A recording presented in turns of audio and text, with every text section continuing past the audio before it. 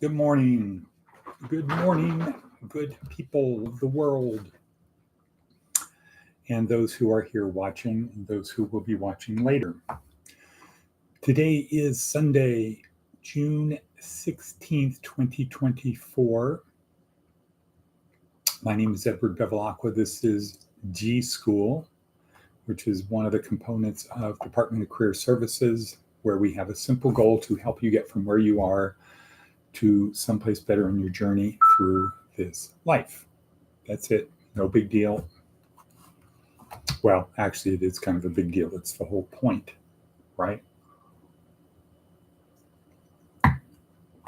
If you believe we're something more than just atoms in the void, that there is some transcendent soul, then focusing on what you need to do to best use this life, to best go through this life and prepare for whatever comes next, should be the most important thing that you do, that we all do. So Saturdays and Sundays, we focus on that. It's called G.school. Through the week, Department of Career Services focuses on the physical, mental, emotional parts of life. 3 other legs of the 4-legged table. But Saturday and Sunday, we focus on G.school. And today, the question is, where is the question? Let me get the question. The question is, what is Father's Day? What is Father's Day? So those of us who are going to be going to church, or as Lucy would say, to flirt, those of us who are going to church are going to have a discussion or going to listen to a discussion about Father's Day, how great it is to be a father. But is that the case? What is the ultimate role of a dad? Is it to be your best friend? Is it to prepare one for the future? The highs, the lows, the ups and downs, the excitement, the ennui, fear, uncertainty, doubt, etc. Or is it just to say, hey kid, nobody showed me, nobody told me what to do? Is it to be someone who will later say, yeah, I know all parents screw up their kids, but it could have been worse? Is that the role? Is that the purpose? What is the purpose? Where is the rule book? Now, I know anybody who's a Christian probably was saying the Bible is the rule book. Okay, so note this G.school is not for people who are believers. Why? Because you already believe. It's for the people who don't believe. Now, all are welcome, true, all are welcome.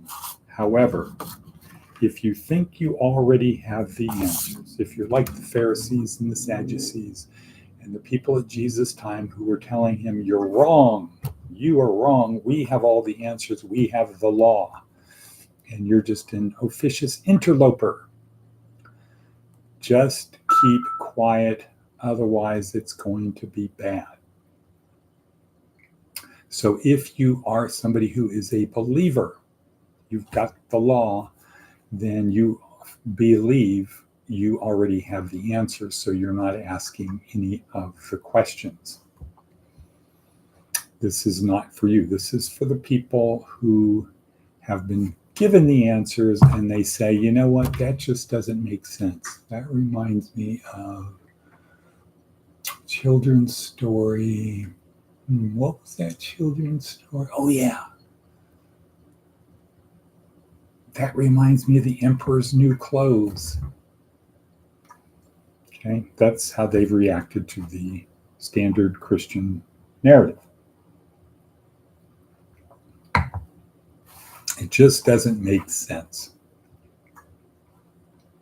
So this is not for you because you already have the answers. You already have your view. And great, super. We're not here to change your view. We're here for the people who don't have a spiritual foundation. It just doesn't make sense to them to say, It doesn't matter how good of a person you are. It doesn't matter what you accomplished. What matters is you have to believe in my version of Christianity, not just that Jesus is my personal Savior and Messiah. You have to believe my version of it. You got to believe what my pastor says, because if you don't, then per John 14:6, sorry, you're not saved.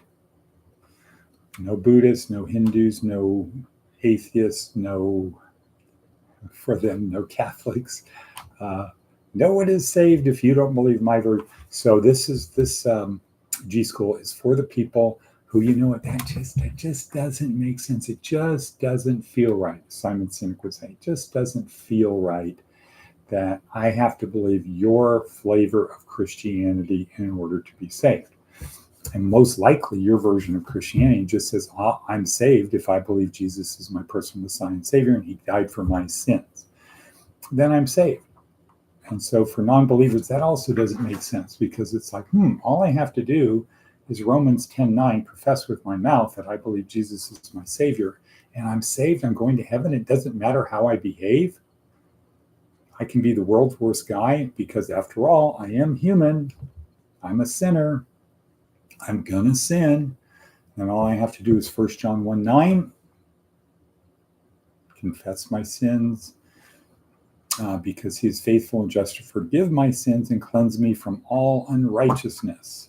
So I get to sin knowing that I can, in good faith, do 1 John 1:9, but I don't really even need to do that because I'm saved. So for people who are not believers, it just doesn't really make sense. And if you're a believer, great. We're not trying to criticize your beliefs, not saying that you're wrong. This is not for people who are believers. This is for people who are not believers. And the focus is on the historical, not historic, the historical Jesus, who was the guy that walked on the earth. But today's question is, what is Father's Day? What is Father's Day? What is a good father? What is a good father? Well, perhaps we can look at it from the perspective of a biologist, maybe, and say someone who passes on genes that are as good or better than what he inherited, or traits. Someone who lives a healthy life, does not pass on defective genes, and if he has good genes, passes on as many as he possibly can. But then we get to the thing of raising a person, because is it nature or nurture, right? Nature or nurture? That is the question. Well, it appears that it's both. And I think, let's see, who was it? That it's slightly more, I think it's slightly more nature, though nurture is very important. They both are required, but I think it comes down to if you're not born with certain characteristics, nurture cannot overcome them. We're limited by our nature, we're ultimately limited by our nature. I think I remember reading that. So, but let's say that's true. So if I have good genetics and I keep them good, I keep healthy, keep fit, then I want to mate with someone who has a similar status, right? And have as many offspring as possible and imbibe in them the same characteristics, right? The same idea of the 4 parts: physical, mental, emotional, and spiritual. Do that, make them healthy, happy, healthy and wise, etc. Let's say that. And have them have as many offspring as possible also. And so kind of the numbers work out that if you have 4 children, each of those children has 4 children, After 10 generations, you'll have 1 million people in your gene pool.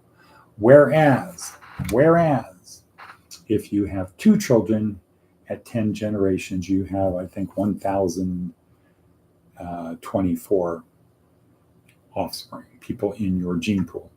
So what would be better? Gene pool with 1 million people in it, healthy people, or a gene pool with 1,000? What is Father's Day? In a commercial sense, Father's Day is that day, that commercial day of the year where we are to honor our fathers. And it's an unscrupulous manipulation of people, some might say.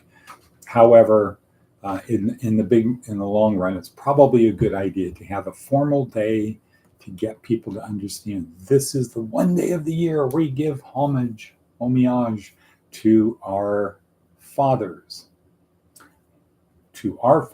and then to all fathers, because it's tough, right? And that would be the idea, because it's tough. It's tough. Well, life is tough, so it's just another aspect of life. So Father's Day is the day we're supposed to do it. But on the other hand, what if you're a father? Perhaps it's the day you should reflect and kind of self-evaluate, grade yourself, lock it in, do a pivot, and say, look back at the stern of the ship and see the rope that's helping guide us, like the Vikings used to do, to see if we're turning or going straight. Look back and see, how have I done this year? How have I done? And where do I want to head next year? Where have I fallen short of the mark? Where have I exceeded expectations? What should I be thinking about? Looking at my kids, where should I be heading to help them in their lives? And should I spend more time with them? Should I spend less time with them? Should I give them more advice? Should I give them less advice? Do I notice their direction is heading? Where is their direction heading? Because to a large extent, I've already seen this movie. I know where it's going. And I want you to avoid the pitfalls that I fell into. Right? So this could be a day. It could be a day for fathers to reflect and say, man, am I lucky? I'm really a lucky guy, because I have children I can brag about. I have children I'm proud of, and that would be proud of. I have children I'm proud of. I have children who make me proud by the things they do, by the lives they lead, by the character that they exhibit in their day-to-day life, by the people they associate with. Wow. I can go into the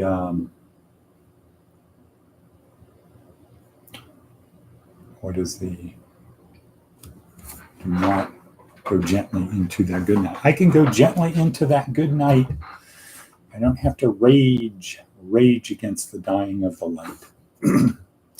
Because why? Because I have children. I've done my job. I've passed on. I've done the things for another generation. And not only that, but I've set them on their own direction to do the same thing. As Lucy might say. Okay, good on you, mate. So what is a father? What is Father's Day? Okay, what is Father's Day? Father's Day is that day of the year where we should at least spend a little bit of time asking the question, what is Father's Day? We should ask ourselves that question. Why? Well, many reasons, but one reason is our brain is designed to solve problems. So if you just say it's Father's Day, don't really engage your brain, right? If you say, what is Father's Day? And anybody who's watching this day, I think if you take a step back and say, what is Father's Day? What does it mean to me? What does Father's Day mean to me? And then pause, maybe close your eyes, and observe the thoughts that come to you, maybe like popcorn. Could be like a ticker tape scrolling on the bottom. Could be like a movie scrolling up from the bottom. What does Father's Day mean to me? And you could, if you're a guy, if you're a guy and you have no kids, on the one hand, I think first thing would be, well, I'm not a father, it doesn't mean anything. Then you'll notice you'll be thinking, well, I had a father, and what did he mean to me? What did my father mean to me?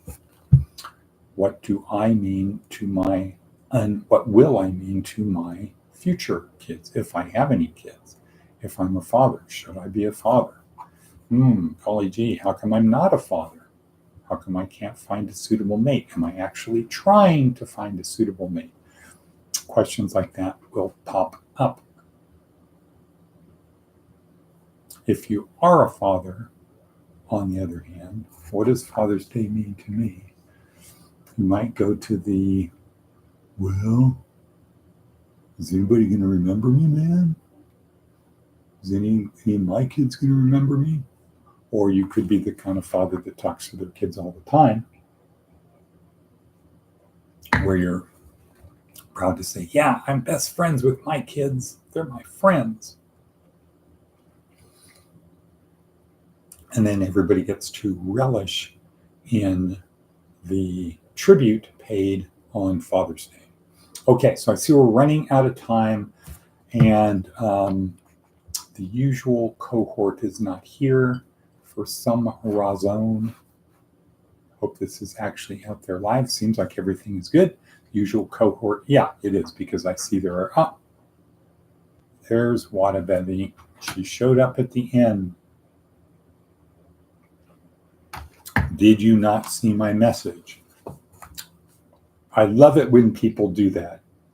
Did you not see my message? Well, was it a text, email, phone, chat?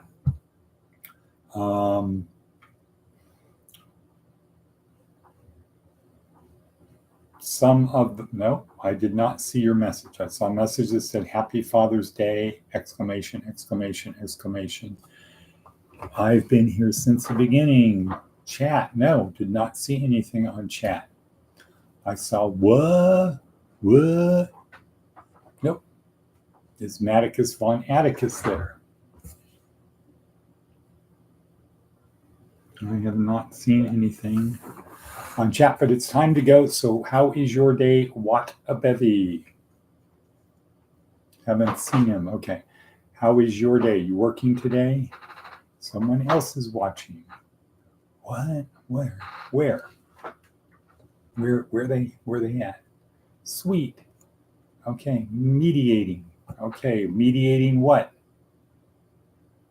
LOL. You're mediating LOL. All right. Okay.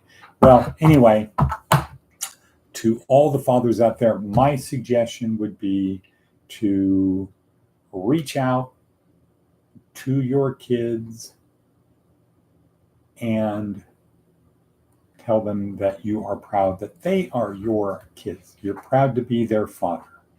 And if you can't say that, then have a goal, and repetition, have a goal that next year I want to be able to say, I'm proud to be their father. Take the steps. Think of St. Crispin's Day speech at the end, right? Okay, with that, we're going to say Auf Wiedersehen, people. Auf Wiedersehen, go out, make something happen, pray for those who persecute you. So I would say for me, that would be you know who, Sergeant you know who. Pray for those who persecute you. Not pray that they stop persecuting you. Pray for those people. Pray for them because they need it too. And with that, again, we'll say end stream. End stream.